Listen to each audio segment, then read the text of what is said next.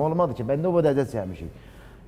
Git qalalım, git səhərə sən gəl. Hə, sən çox sürü başa qoyum. Gəl, qudumum, oturma, git sevəm.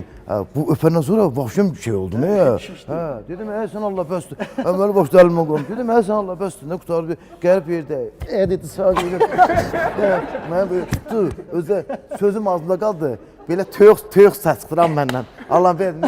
Elə bir dənə belə tutdu. Mən qaldı. O üstündə 2 nəfər də bulursa belli. Eləmə tullayına qoy geçsin. Tullayına qoy geçsin masın. Tullayına? Hə, tullayına qoy. Dedim, qərib yerdə. Qərib yerdə, dedi, qərib yerdə. Soğutdurum. Dedim, Allah, dedim, mən gedim oxuyum, siz də gəlin.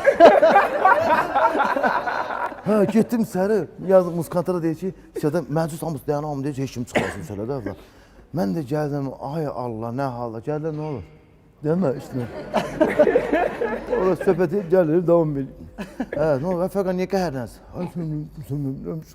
İndi mən həyatdan götürüb ki, gələr səhər deyərə, Şikayət eləməyə adamın da 200 yox. qram da vurar deyər, əlinə sağ demirdim deyirsən. İndi mən orada çilədə.